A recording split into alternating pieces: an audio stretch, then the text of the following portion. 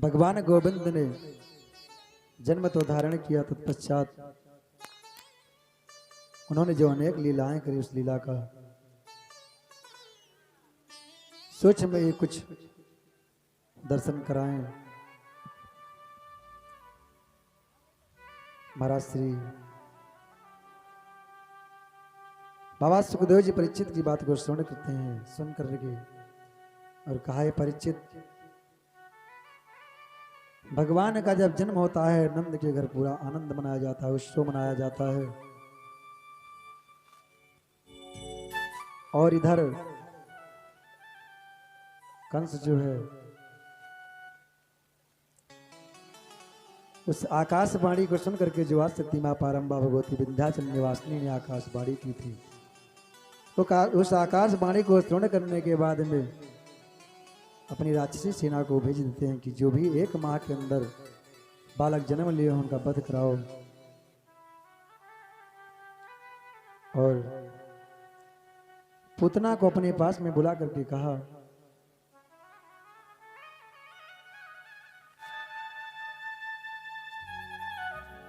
ये बहन,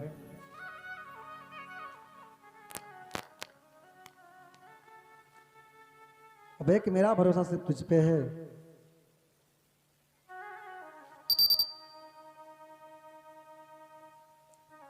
और समझाते हैं, कंस समझा करके पूतना को भेजता है। और इधर महाराज नंद बाबा मथुरा की नगरी को, अपने गोकुल के निवासियों को गोकुल का भार सौंप करके और मथुरा नगरी में कंस को कर देने के लिए जाते हैं।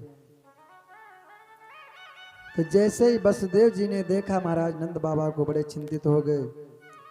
अपने मन में सोचने लगे कि हमने अपने लाला की सुरक्षा नंद बाबा को सौंपी और ये यहां घूम रहे हैं। जैसे ही नंद बाबा कर दे करके वापस लौटे, तैसे ही वसुदेव जी आगे आके मिल गए। अरे नंद बाबा जी, राम राम। नंद बाबा बोले, वसुदेव जी राम राम, कहो कैसे हो? वसुदेव जी बोले, हम तो बिल्कुल ठीक हैं बाबा, पर ये बताओ तुम कैसे हो? नंद बाबा से वसुदेव जी कहने लगे, तुम बताओ ना बताओ, हमको तुम्हारे बारे में सब पता है। आप यहां घूम रहे हो ना, लेकिन तुम्हारे गोकुल में कोई बहुत बड़ी आपदा आने वाली है। महाराज नंद बाबा पूछने लगे कि आपको कैसे पता? वसुदेव जी कहने लगे कि मैंने ज्योतिष का बहुत ज्ञान रखा है मेरे पास, और आप जल्दी से जाओ।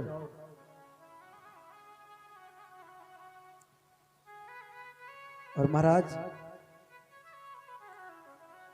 वसुदेव जी कहते हैं नंद बाबा से कि आप हमारे मित्र हैं, और मुझे इस बात का ज्ञात हो गया है कि आपके गोकुल नगरी में आपदा आने वाली है। तो मित्र का दुख जान करके जो मित्र दुखाई नहीं होता है, बाबा जी ने रामचरितमानस में लिखा, जे ना मित्र दुख हो ही दुखारी, तिनहि बिलोकत पातक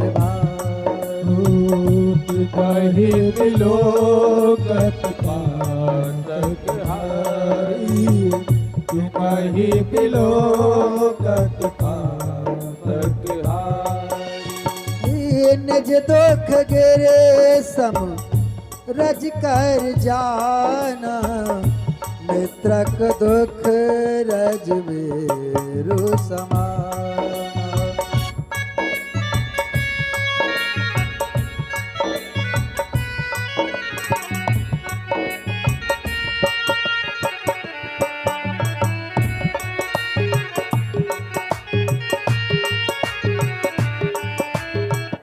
बाबा जी ने रामचरितमानस से बड़ी सुंदर चौपाई लिखी कि जे ना मित्र दुख हो ही दुखारी।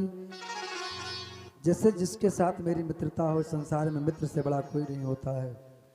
अगर मित्र का दुख है, अगर हम उसके दुख में शरीक नहीं होते, उसके दुख में सम्मिलित नहीं होते हैं, तो हमसे बड़ा पापी संसार में कोई नहीं है। महाराज बाबा जी ने लिखा कि मित्र को ये चाहिए कि अपना दुख पहाड़ जैसा हो तो भी मित्र से ना बताए, छुपा करके रखे। अगर मित्र का दुख तिनके के बराबर भी हो तो उसे पर्वत मान करके उसका निदान करना चाहिए। महाराज नंद बाबा ने जैसे ऐसी बात सुनी, चल दिए रास्ते में विचार करते हुए कि बसदेव जी ने आज तक जीवन में कभी झूठ नहीं बोला है। अगर उन्होंने आशंका व्यक्त की है तो निश्चित ना कोई उत्पात होने वाला होगा। बाबा मन में कह रहे हैं कि हे भगवान मेरे छोरे की रक्षा करना, और भगवान के नाम का स्मरण करते हुए चले देते नंद बाबा। और इधर पूतना कंसेन प्रहिता घोरा पूतना बाल घातनी शिष्यसारम निगरंती प्रग्रामो जादिसु।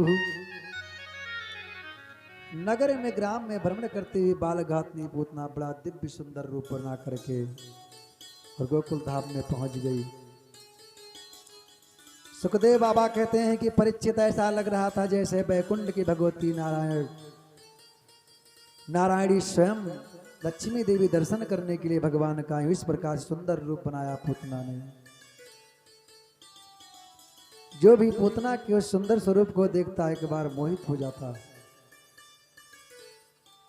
महाराज जब पूतना ने देखा कि बहुत सारी गोपिकां झुंड के साथ में, बहुत सारी सखियों के साथ में जा रहे हैं किसी को बधाई देने के लिए, तो उसने अपने मन में सोचा जरूर किसी ने किसी के यहाँ लल्ला हुआ होगा। अब उसी झुंड में पूतना भी शामिल हो गई और पहुंच गई यशोदा मैया के दरवाजे पर। अब यशोदा मैया के दरबार में पहुंची और जाकर के कहा बहन। जैसे ही बहन का नाम सुना यशोदा मैया बड़े चक्कर में पड़ गई। आज तक हमारी कोई बहन नहीं थी, कहां से बहन आ गई।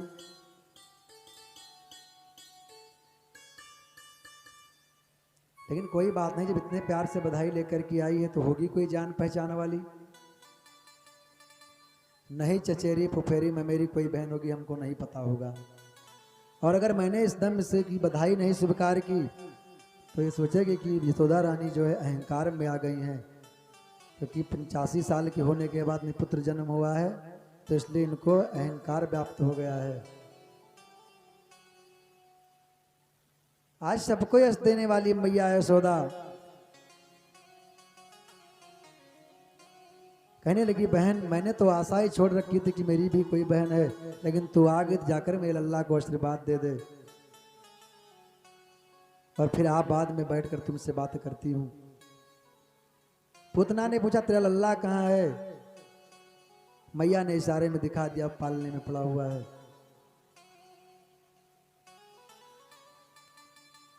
और मैया कहती हैं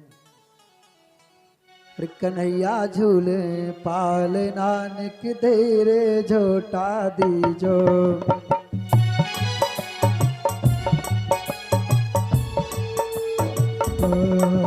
कन्हैया झूले पाल झूला दीजो। निक धीरे झोटा दीजो, निक धीरे झोटा दीजो। नित धीरे झोका दीजो, नित धीरे झोका दीजो। कन्हैया झूले पाल नानक तेरे झोटा दीजो। कन्हैया झूले पाल नानक धीरे झोका दीजो।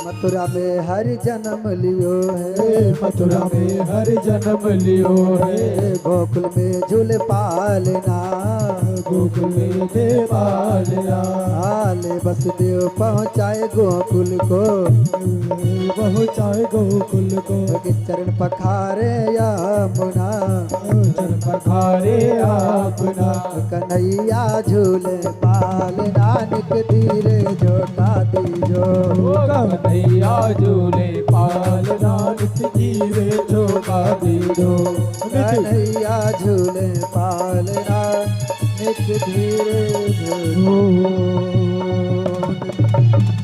यह समझा करके पूतना को यशोदा मैया ने भेजा कि पालने में लल्ला पड़ा हुआ है, जा करके गोदी में ले लो। जैसे ही पूतना भगवान के झूले के पास पहुंची, भगवान तिरछी नजरों से देख रहे थे। हो मौसी जी आ गई। पूतना को देखते ही भगवान ने आंखें बंद कर ली, क्योंकि भगवान चराचर जगत की आत्मा में बसे हुए जानते हैं कौन किस भाव से आया है। परंतु पूतना को देखते ही नेत्र क्यों बंद कर लिए, इस पर संतों ने बड़े सुंदर सुंदर भाव दिए। एक संत कहते हैं भगवान ने नेत्र इसलिए बंद कर लिए कि उन्होंने सोचा कि हम आए हैं दुष्टों का विनाश करने, और लगता है ये काम पूतना मौसी से ही प्रारंभ करना पड़ेगा। तो इतने बड़े कार्य का शुभारंभ होने जा रहा है, तो पहले आंख बंद करके मंगलाचरण करने लगे, देवताओं का वंदन करने लगे, इसलिए नेत्र बंद कर लिए। कुछ संतों का मत है कि प्रभु ने अपने मन में सोचा कि हम आए थे ब्रजमंडल के माखन मिश्री खाने के लिए, तो माखन मिश्री का स्वाद तो चख नहीं पाए। पहले पूतना मौसी आ गई जहर पिलाने के लिए, तो जो काम मेरा नहीं था, ये काम तो मेरे भोले बाबा का था। सो आंख बंद करके भोले बाबा को ध्यान करने लगे, इसलिए नेत्र बंद कर लिए। इस प्रकार से बहुत सारे भाव संतों ने दिए। पूतना ने भगवान को अपनी गोदी में उठाया, और इसके बाद में उठाने के बाद में पूतना ने भगवान के मुख में अपने स्तन को रख दिया। गाढ़ं कराभ्याम भगवान प्रपीडयित तापाणै समम्रो समन्वितो अपि विभत पत्मानोऽपि तते स्त्री गभ्युन्त्र्या दुरमान तूणयामास राजेन्द्र महादासी दत्त। महाराज जैसे ही पूतना ने अपने स्तन को भगवान के मुख में रखा,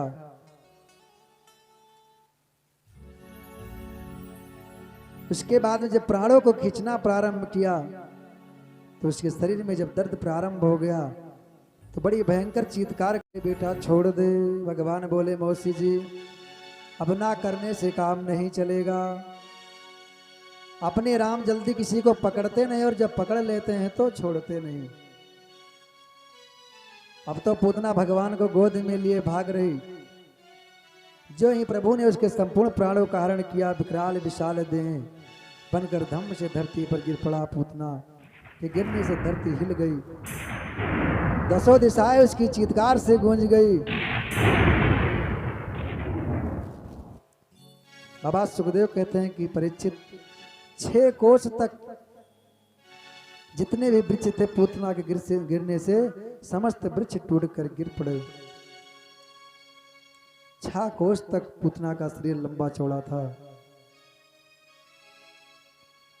उसके गिरने का इतना भयंकर शब्द हुआ कि मैया यशोदा घबरा गई। अरे इतनी तेज आवाज कहां से आ गई, देखो तो मेरा लाला तो नहीं डर गया। पालने के पास पहुंची, देखा पालने में लल्ला है ही नहीं। दौड़ी दौड़ी मैया चिल्लाए लगी, कौन ले गया हमारा लल्ला? बाबा हमारे भरोसे घर छोड़ के गए थे, ढूंढो पता लगाओ।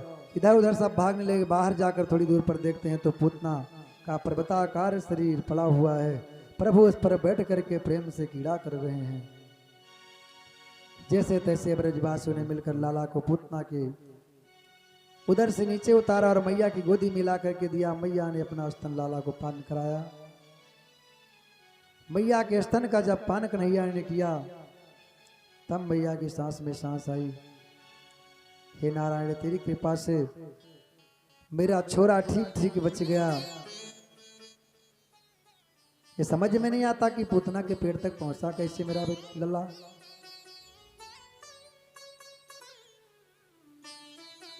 महाराज इस प्रकार से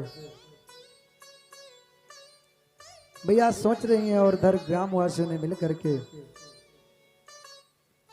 पूतना के शरीर को काट करके उसके बाद में उसका अंतिम संस्कार करवाया और मैया भगवान को ले जा करके गंगा जल से स्नान कराती हैं, पंचगव्य से स्नान कराती हैं। उसके बाद में गौ के पूंछ से झाड़ा लगाती हैं।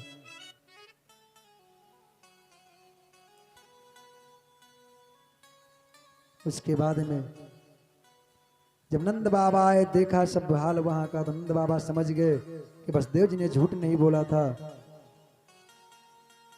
भगवान 27 दिन के हो गए। 6 दिन के थे जब पूतना का उद्धार किया था भगवान ने।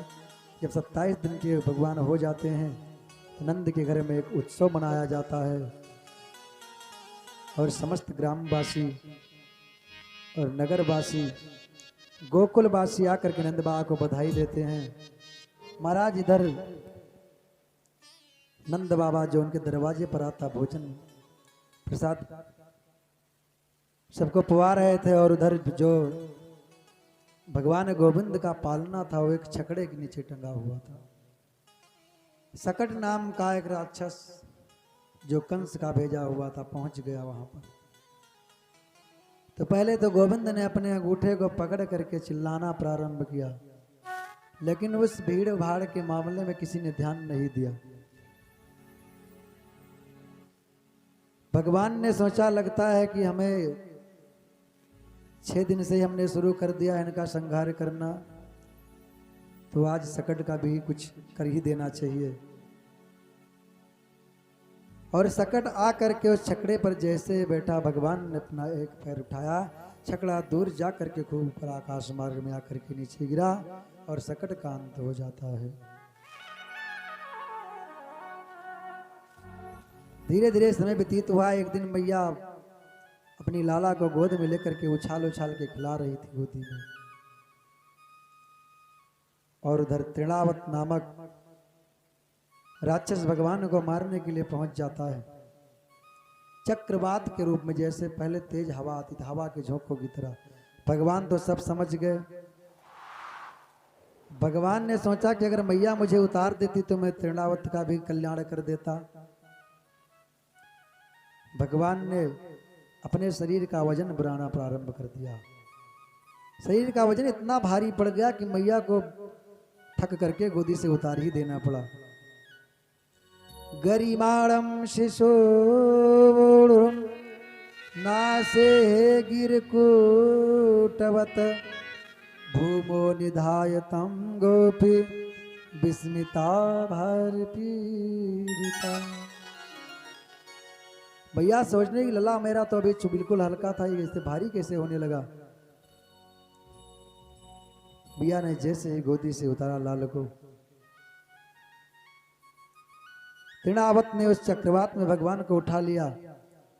और जब भगवान को उठा लिया तो भगवान पीठ पर बैठ गए और कंधे पर बैठकर अपना भार बढ़ाना प्रारंभ कर दिया। तृणावत उस भार को सहन नहीं कर सका, सोचा किसी पत्थर में पटक दूं। ले जा करके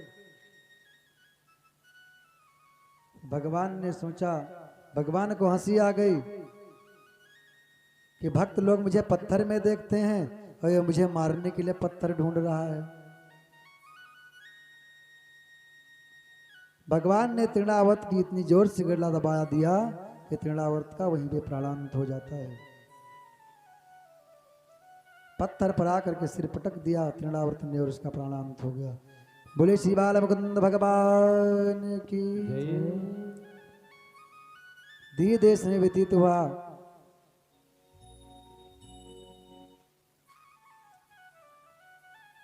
ऐसे करके 1 वर्ष बीत गया। मथुरा में वसुदेव जी अपने मन में विचार करते हैं कि देखते देखते 1 वर्ष का हमारा लाला हो गया, पता नहीं उसका नामकरण भी हुआ कि नहीं हुआ। जाकर अपने कुल पुरोहित गर्गाचार्य जी से कहते हैं कि महाराज आप तो त्रिकालज्ञ हो, बड़ी कृपा होगी यदि आप ब्रज में चले जाओ और गोकुल में नंद बाबा के घर जाकर के हमारे छोरा का नामकरण कर दो। गर्गाचार्य जी बोले चला तो जाऊंगा,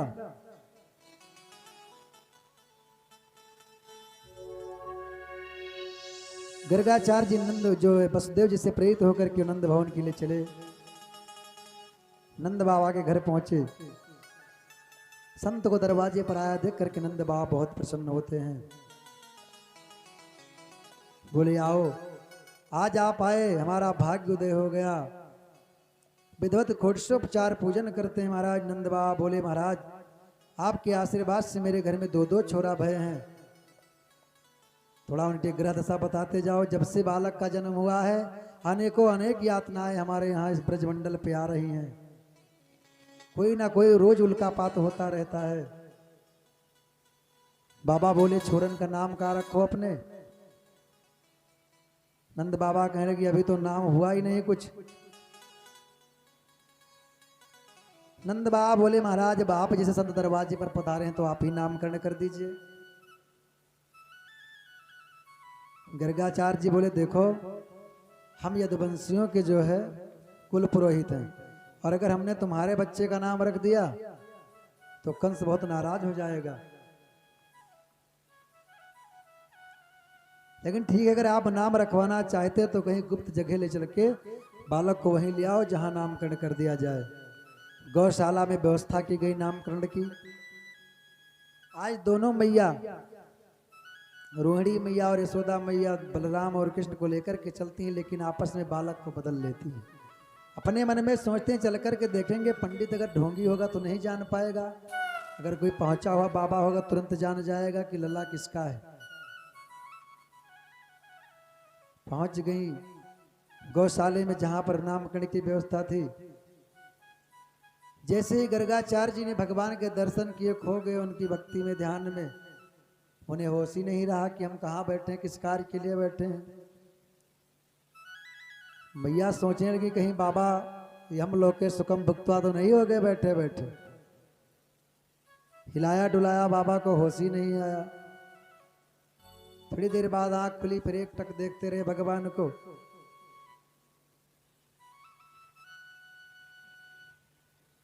रोहिणी मैया कहने लगी लगता है बाबा जी किसी सदमे में आ गए। बाबा जी हंस कर कहने लगे नहीं मैया मैं सदमे में नहीं आ गया। अब आप सोच में ना पड़े, अब तुम्हारे बालकों का नामकरण हो जाएगा। बाबा ने देखते ही बताया यशोदा मैया से कि तुम्हारी गोदी में जो लाला है वो रुक्मिणी जो रोहिणी मैया का लाला है। जैसे मैया ने इतना सुना मुस्कुरा कर कहने लगी, रोहिणी की तरफ देखने लगी, बहना बाबा तो पक्का पंडित दिख रहा है। मैया कहने लगी हाँ बाबा आपने सही पहचाना, मेरी गोदी में जो लला है ये रोहिणी का लला है।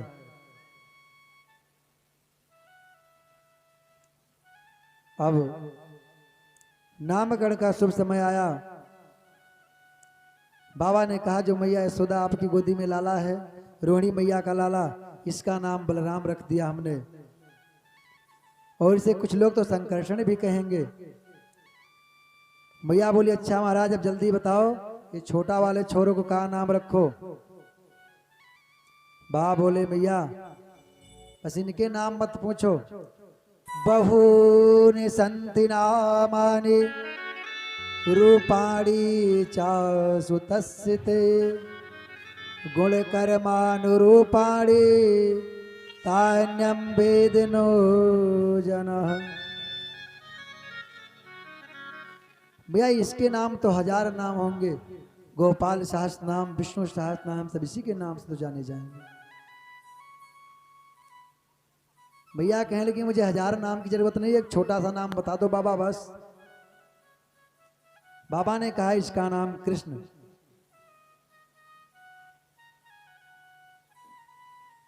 बोले कृष्ण कहने में तो मेरी जीभ जो लटपटा जाएगी। महाराज बाबा कहने लगे कर्ष इति कृष्णा, जो दूसरों को आकर्षण करने में सक्षम हो उसका नाम कृष्ण। और बाबा के अचानक मुख से निकल गया कि वासुदेव कृष्ण। फिर भगवान ने इशारा किया गर्गाचार्य जी की तरफ, अरे महाराज ये आप क्या नृत्य कर रहे हैं। गर्गाचार्य जी कहने लगे कि मैया ये सतयुग द्वापर त्रेता इन तीनों युगों में से किसी युग में वासुदेव जी के पुत्र रहे हैं,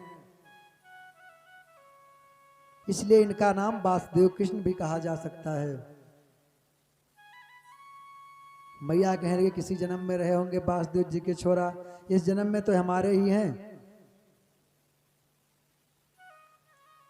बस अब ज्यादा भविष्यवाणी हमको नहीं सुननी है। मैया दंडवत प्रणाम करके चल दी और कहने लगी बहनी अपनी बहन रोहिणी से कि रोहिणी, पंडित जी ने कोई भी नाम रखा हो, लेकिन हम तो इस बालक को बलुआ और इस बालक को कनुआ के नाम से बुलाएंगे। प्यार से जैसे आजकल कोई भी नाम अगर सुंदर सा नाम रख दिया जाए बच्चों का, तो माताएं उनका अलग से कुछ ना कुछ नाम निकाल लेती हैं। ठीक उसी प्रकार से रोहिणी मैया और यशोदा मैया ने भगवान का नाम निकाल लिया, बलुआ और कनुआ। महाराज नामकरण हो गया। धीरे धीरे नंद बाबा के अंगना में आनंद बरसा रहे हैं दोनों भैया।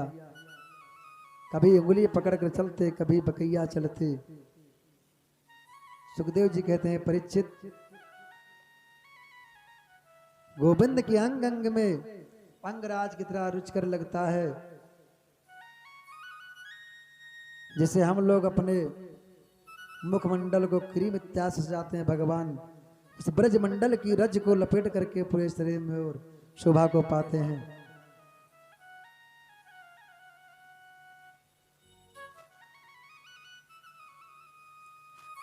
रसखान जी ने लिखा है, धूलि भरे अति शोभित श्याम जु, जैसी बनी सिर सुंदर चोटी, खेलत खात फिरे अंगना पग, पैजन बाजत पीर कछोटी। छवि को रस खान बिलोकत, वारित काम कला निधि कोटि, काग के भाग कहाँ कहिए, हरि हाथ से ले गयो माखन रोटी। महाराज परीक्षित जी से सुखदेव बाबा कहते हैं कि भगवान माखन रोटी खाते हुए गोविंद धूल में लिपटे आंगन में जब खेलते हैं तो केवल शोभित नहीं अति शोभित हैं, अत्यंत सुंदर सौंदर्य की पराकाष्ठा। क्रीड़ा करते करते गोविंद अब तनिक बड़े हुए, कभी गायों के सींग लटक जाते, कहीं बछड़ों के मुंह के दांत गिनने लगते, कभी जलती हुई लकड़ी को घुमाने लग जाते। एक दिन की बात, आकाश मार्ग में चांद को देखा। आज मैया से हट करने लगे कि मैया मैया मैं तो चंद्र खिलौना लइयो, मैया मैं तो चंद्र खिलौना लइयो, मैया मैं तो चंद्र खिलौना लइयो।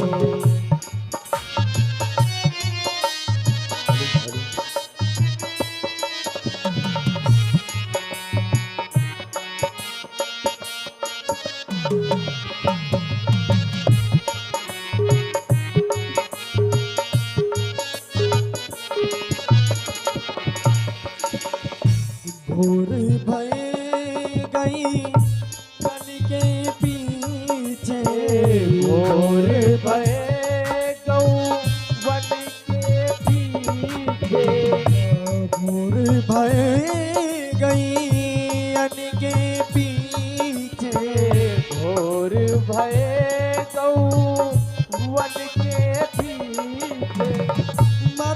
बन मोही तठई हो भैया मैं तो चंद्र खिलौना लई हो हे भैया मैं तो चंद्र खिलौना लई ओ भैया मैं तो चंद्र खिलौना लई हो। मैया ने सोचा आप चंद्र खिलौना कहाँ से ला करके दूध भरा एक परात में थोड़ा सा जल और उसी में चंद्रमा दिखा दिया भगवान को और समझा दिया, क्योंकि बच्चे बहुत जल्द मान भी जाते हैं, अगर हट करके बैठ जाएं तो मानना भी असंभव है। अब भगवान ने अपने मन में सोचा कि अब चल करके इन ब्रज बालाओं का मनोरथ पूरा करना चाहिए। हम इन्हीं के घर में जाकर इनको दर्शन दे करके आए, लेकिन बहाना क्या बनाए। भगवान ने कीड़ा करते करते एक दिन सुबह ही कुछ ग्वालों को एकत्रित किया और कहा ब्रजवासियों चलो आज कुछ नया खेल खेलते हैं। ग्वालों ने पूछा भैया कौन सा खेल खेलोगे? प्रभु बोले चलो आज चोरी चोरी खेलेंगे। ब्रजवासी बोले दारी के चोरी करे हुए सिखाओगे क्या? अगर मैया को पता चले तो मैया बहुत पिटाई करेंगी महाराज। प्रभु बोले हम कोई रुपया पैसा नहीं चुराएंगे। ग्वाले बोले भैया फिर किस प्रकार की चोरी करोगे? भगवान बोले सिर्फ माखन मिश्री चुराएंगे।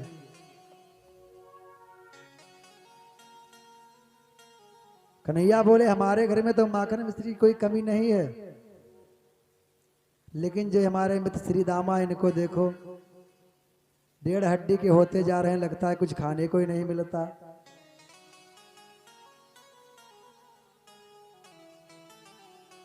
श्री दामा कहने लगे महाराज हमारे घर में भी कोई कमी नहीं है, लेकिन हमारी मैया ले जाके मथुरा में साथ दही दूध बेचाती हैं, तो बताओ हम क्या करें। महाराज भगवान ने ब्रजवासियों की इच्छा पूरी करने के लिए माखन चोरी प्रारंभ कर दी। तो कभी तो गोपियों को बड़ा सुंदर लगता जब भगवान माखन चुराते, और कभी उल्हाना लेकर के यशोदा मैया के पास में आ जाती।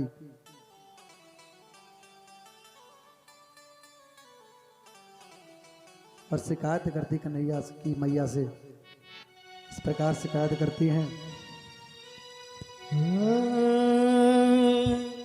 हरी मैया कन्हैया की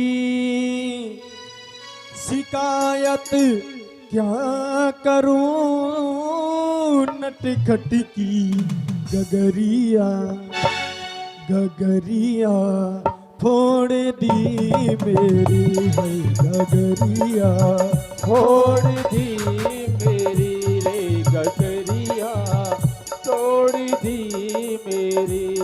यारी मैया कन्हैया की यारी मैया कन्हैया की शिकायत क्या करूं, नटखट की गगरिया फोड़ दी मेरी हो गगरिया तोड़ दी मेरी।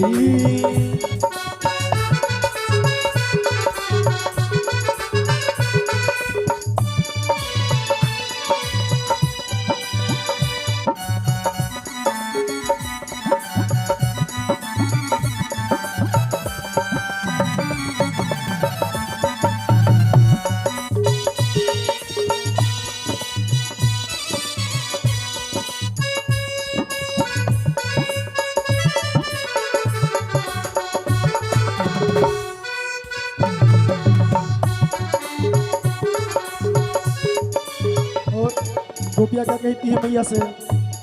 अंधेरी रात में आकर मेरा माखन चुराता है, मेरा माखन चुराता है।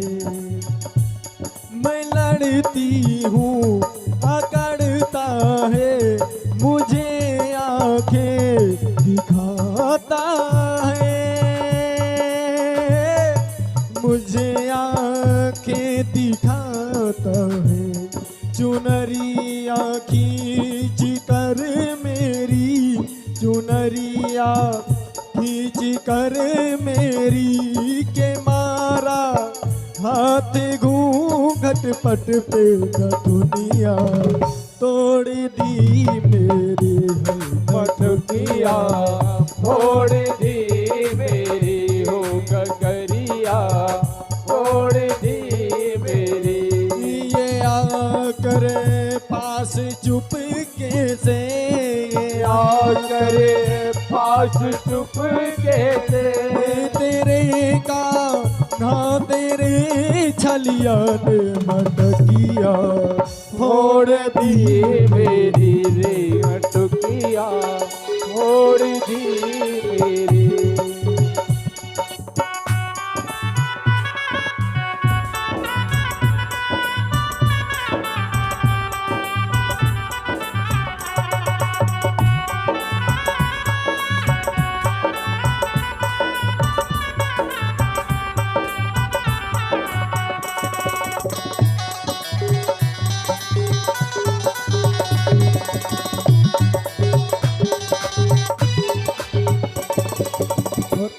अब कन्हैया मैं अपनी मैया से क्या कहते हैं, अभी तो गोपियां उलाना दे रही हैं, कन्हैया भी अपने मैया से कहते हैं, मैया फंसा कर मुझको बातों में, मुझे घर में बुलाती है, मुझे घर में बुलाती है, अगर इनकार करूं मैया, अगर इनकार करूं मैया, उल्हे नाले आती है, उल्हे नाले आती है, शिकायत लेके आती है, ये झूठी है जमाने की, ये झूठी है जमाने की, ये झूठी है जमाने की, मिली थी कल मुझे पनघट पे मुरलिया तोड़ दी मेरी हो मटकिया फोड़ दी मेरी हो। ये आकर पास चुपके से, ये आकर पास चुपके से, तेरे का ना तेरे छलिया ने मटकिया फोड़ दी मेरी है मटकिया फोड़ दी मेरी हो मटकिया फोड़ दी मेरी।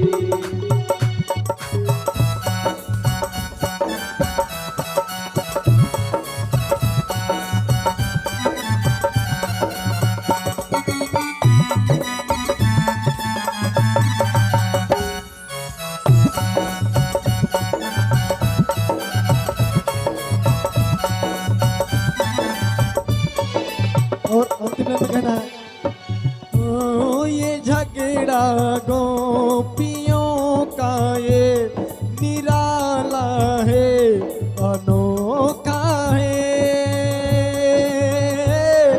निराला है, अनोखा है, बिहारी जी से मिलने का सुनहरा ये भी मौका है,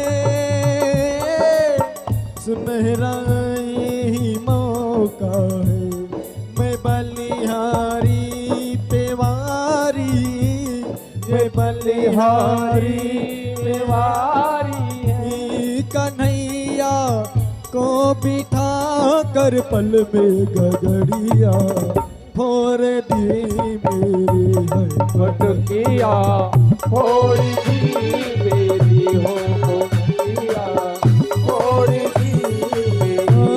यारी मैया कन्हैया की, अरे मैया कन्हैया की शिकायत क्या कहूँ नटखट की गगरिया फोड़ दी मेरी हो मटकिया छोड़ दी मेरी हो गगरिया छोड़ दी मेरी गगरिया छोड़ दी मेरे। बोले सियानंद कंद भगवान की जय। बांके बिहारी लाल की जय।